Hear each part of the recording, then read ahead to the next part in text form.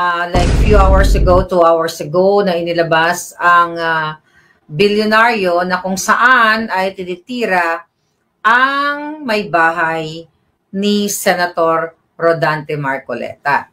So, dito sa report ng bilyonaryo ay sinabi nila na ang asawa ni Senator Marcoleta ay mayroong conflict of interest regarding dito sa pagiging independent director niya. Heto nga ho, pag-uusapan natin ngayon mga ka-reaction update PH. Dito nga po kasi, eto ngang bilyonaryo news, marami ho kasing media dyan na. Yung napaka-bias ho, alam na alam mo yung mga bayad. Alam na alam po natin yung mga balita na napaka-bias. Mantagin po ninyo yun, pati itong asawa ni Senator Kong Dante Marcoleta, binabanatan ho nila. Ano po ba masasabi nyo dyan mga ka-update? Tama po ba itong ipinapakalat na fake news netong bilyonaryo channel? Conflict of interest? Mantakin mo pati yung nananahimik na asawa ni Kong Dante Marcoleta, idinadawit nyo sa hindi naman dapat, di ba? Hindi naman po kailangang idawit yung asawa ni Senator Marcoleta kung galit kayo sa kanya. Diba? Ayan po, dahil dyan mga kabit, pati itong anak ni Kong Dante Marcoleta, syempre, sino ba namang hindi iinit ang ulo o iinit ang dugo kung pati ang nanay mong nananahimik, idinadamay ho ng mga fake media. Yung mga social media dyan na mga nagbabalita ng mga walang katotohanan. Ayan na, basahin po natin mga ka-update kasi sinabi niya itong bilyonaryo channel news mga ka-update na bisto, ganyan, yung parang pinariringgan ho yung asawa ni Kong Dante Marcoleta na talagang dawit na dawit dito sa anomalya rin ng Diskaya. Nakakapandiri po itong bilyonaryo news.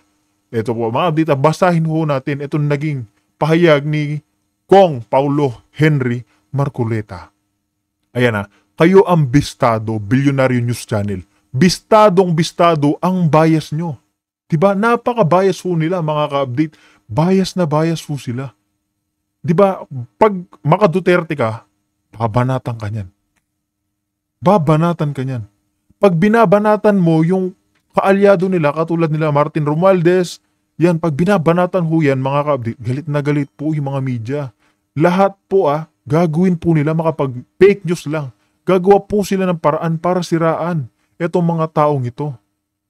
Yan po yung katotohanan dyan. My mother, Edna Marcoleta, is not a co-owner, not a regular inside director, but an independent director of Stronghold Insurance. Diba? Malinaw na malinaw po yan. Independent director of Stronghold Insurance. Nakakahiya yung mga media po na mga ganyan mga kabita. Diba? Lahat po ng paninira sa mga hindi namang karapat-dapat, ginagawa ho nila. Diba?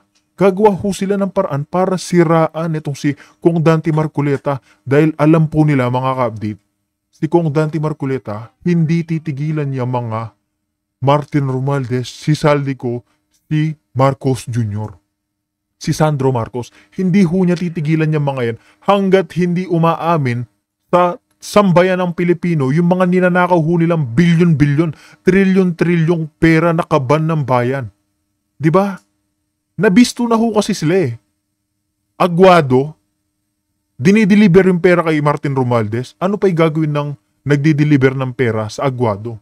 Kung hindi naman sino yung mga nakatira ba dyan, malapit sa Malacanang? Si Marcos Jr., si Lisa Marcos, at si Sandro Marcos.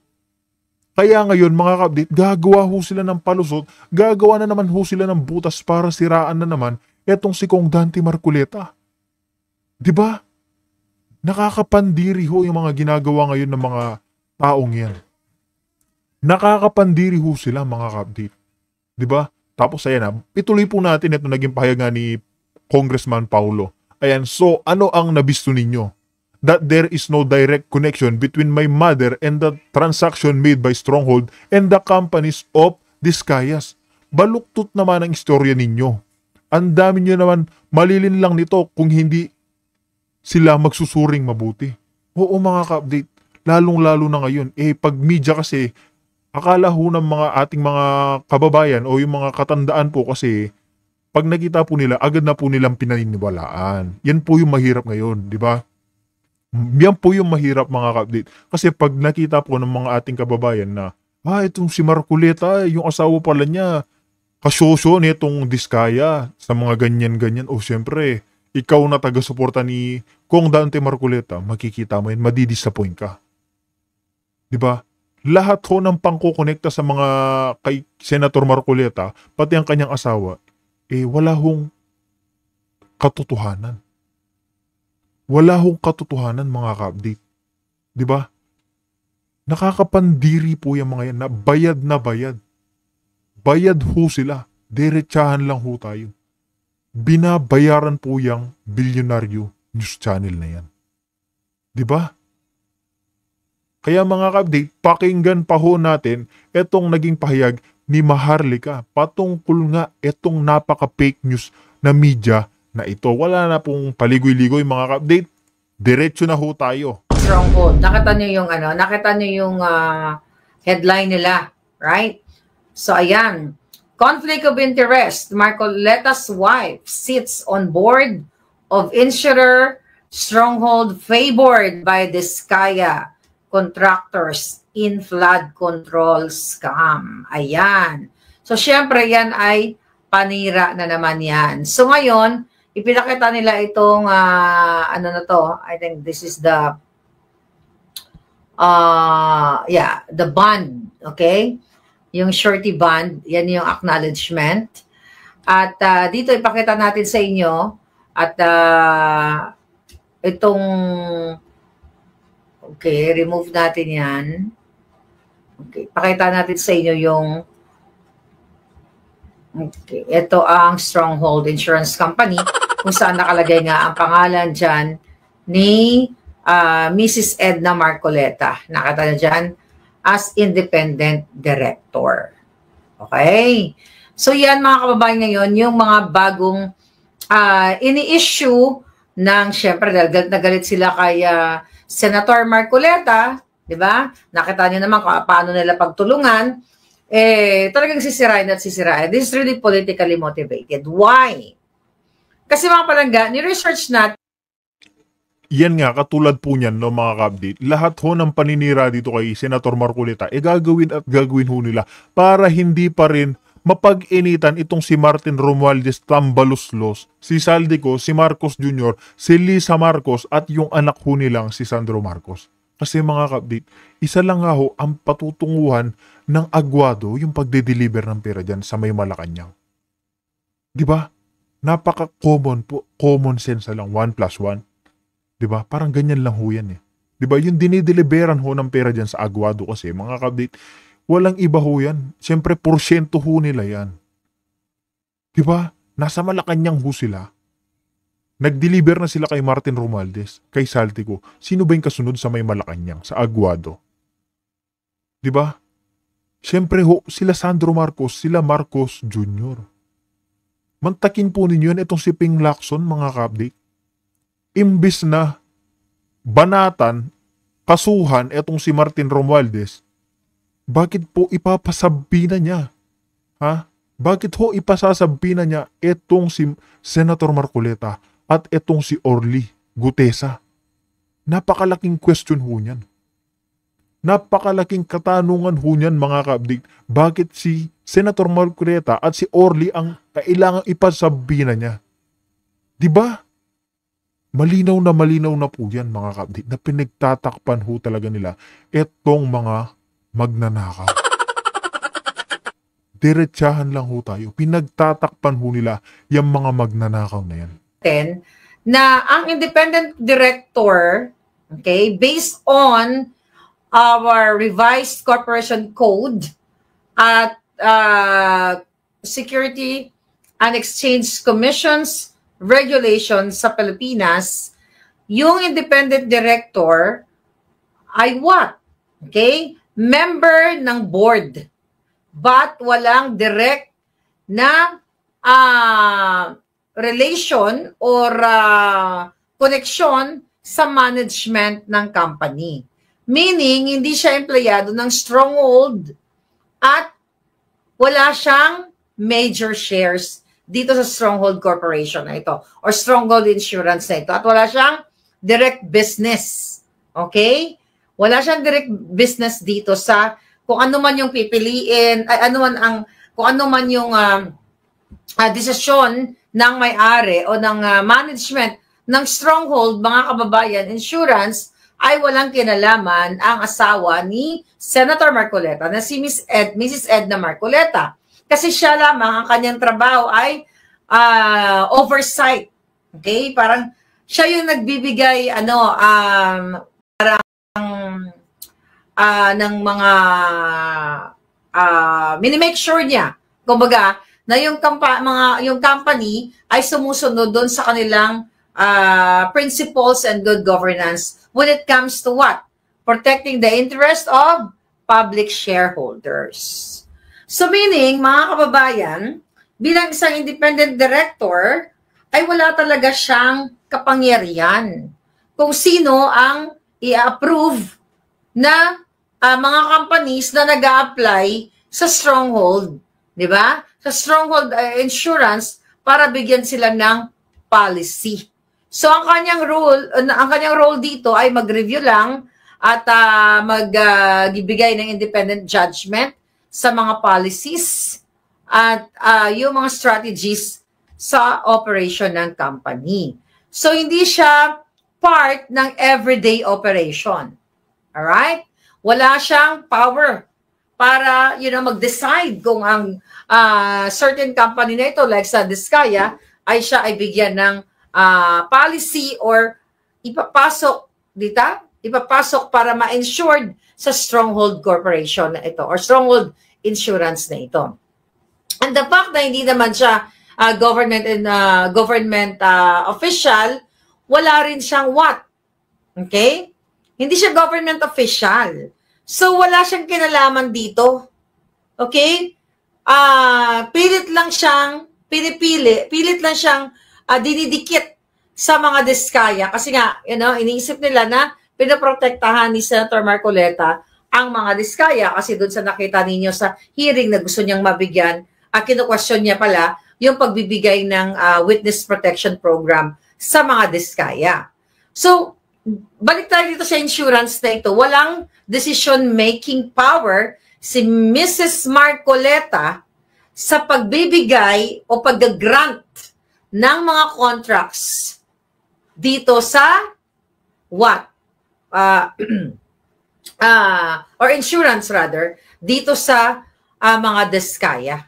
So wala siyang direct conflict of interest, taliwas dito sa pinapakita sa headline ngayon. Kasi independent director lang naman siya. So wala siyang power.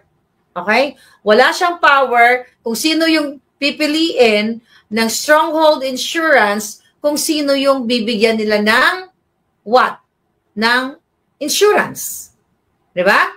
Kasi sa oversight lang siya at hindi siya executive role.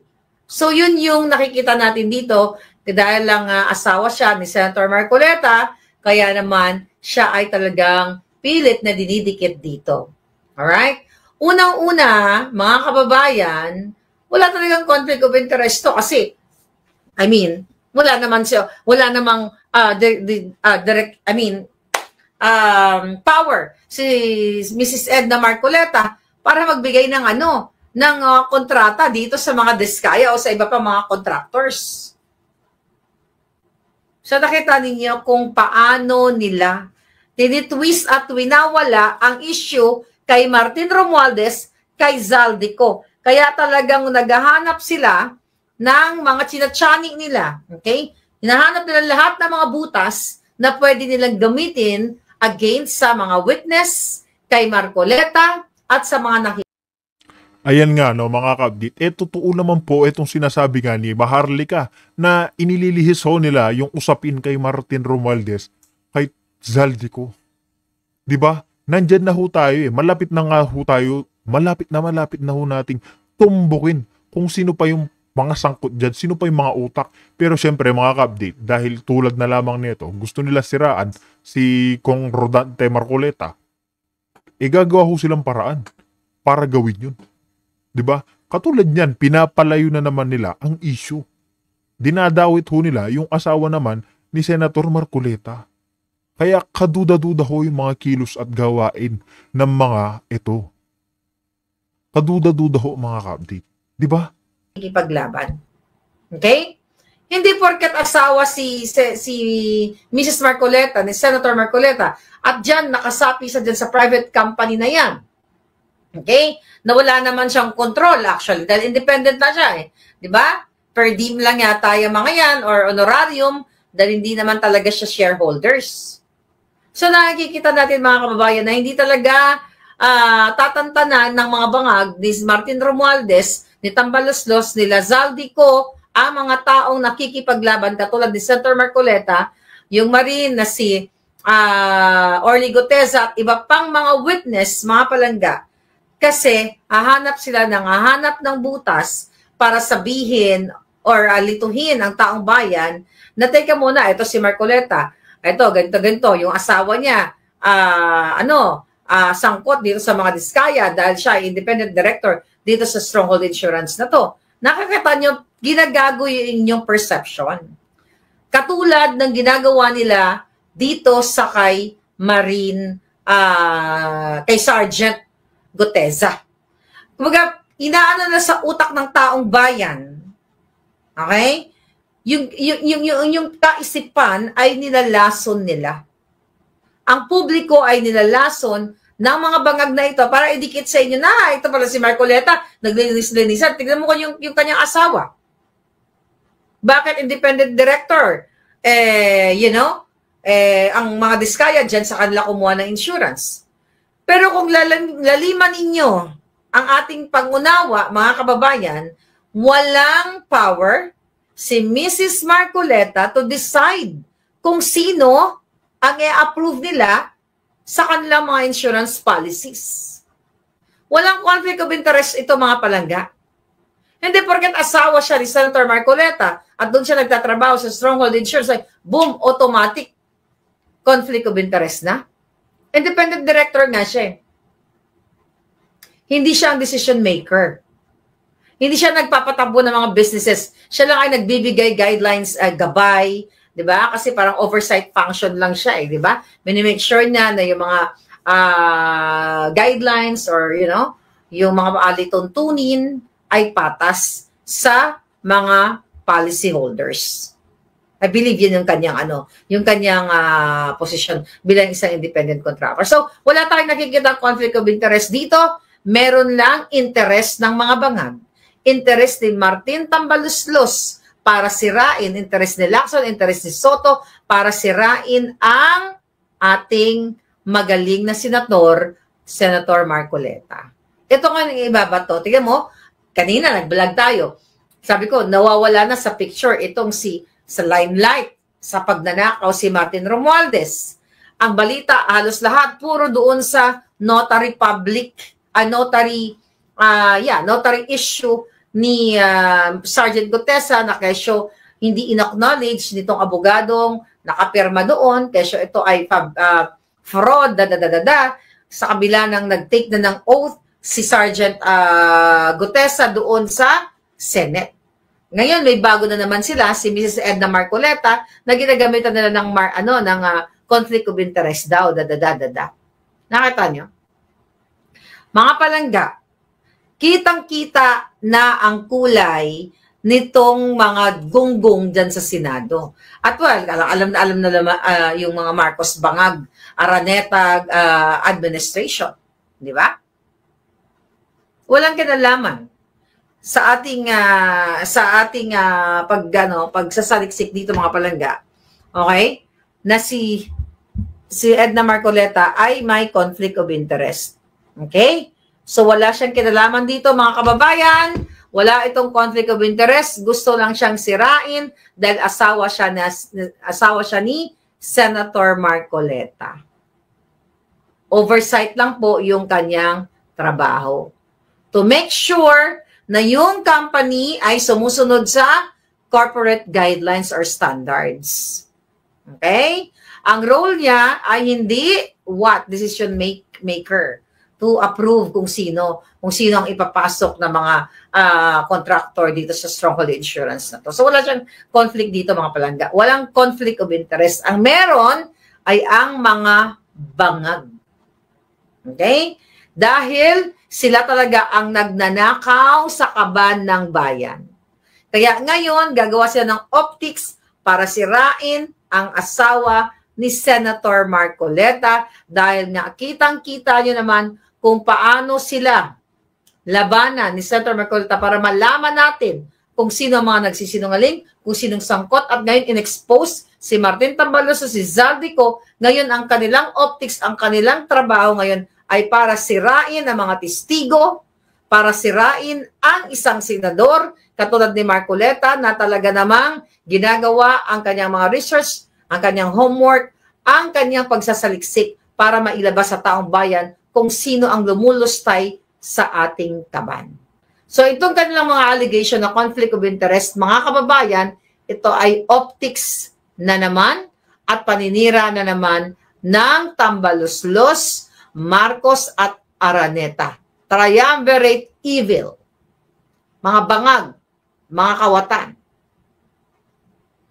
Di ba? Wala nga si Mrs. Marcoletang hindi nga siya decision maker eh. So bakit nila pilit ginigiit ito? Paano maging conflict of interest? Number one, hindi naman siya government official. At kahit na ang asawa niya ay senator, wala naman siyang direct na, hindi nga siya decision maker. So, kung titignan mo, mga palangga, walang conflict of interest kasi hindi naman nagsasabi si Mrs. Marcoleta na, yan, si Diskaya, ayan, sige, anuhin natin yan, okay, i-approve natin yan. At lalong-lalo na hindi siya nag-award ng contract. Yan yung mga taga-DPWH. Yan yung mga putangin ng mga kongresista. Yan yung mga kasabot na senador. Sila ang nakikinabang sa budget insertion. Si Lisa Tanas, si Marcos na tumatanggap ng delivery dyan sa Aguado, si Martin Romales na tumatanggap sa Forbes Park, sa Valle Verde, si Zaldico, yan sila dapat. Hindi itong mga tao, katulad ni Edna Marcoleta at katulad ni Sergeant Gutesa, na ginigisa nila ngayon, through this mga reports para sirain na hindi credible. Di ba? Yan mga kababayan. Kaya anong gagawin natin? Huwag nating tatantanan ito dahil ito ay paninira lamang kay Senator Marcoleta. Paulit-ulit na lang yung ginagawa nilang pagbababoy sa atin. Walang ninakaw si Edna Marcoleta. Ang may ninakaw si Lisa Tanas, si Bangag, si Zaldico, si Tambaloslos, ang mga kongresista. Per din lang yan, walang sweldo yan. Okay? Kasi hindi naman siya empleyado doon o hindi siya shareholder. So definitely, walang conflict of interest. Ulit-ulitin natin, hindi si Mrs. Marcoleta ang decision maker. So ito ay, politically motivated. Kasi gusto nilang wasakin si Senator Marcoleta para i-connect sa mga Diskaya dahil gusto lamang ni Senator Marcoleta itama ang batas patungkol sa pagbigay ng witness protection program sa mga testigo. Narinig naman natin ang bakbakan dyan. So ito po ang katotohanan dito. Walang conflict of interest. Walang ninakaw si Senator Marcoleta, walang ninakaw si Mrs. Marcoleta, walang hinakot na mali-maletang bilyon-bilyon katulad ni Zaldico at ni Romualdez at ni Lisa Tanas nandun chinyot sa Aguado sa Malacanang. Ngayon, kailangan nating labanan itong mga hayop na to dahil lahat ng mga testigo natin, kung hindi nila gugurgurin, literally, gugurgurin nila ang credibility.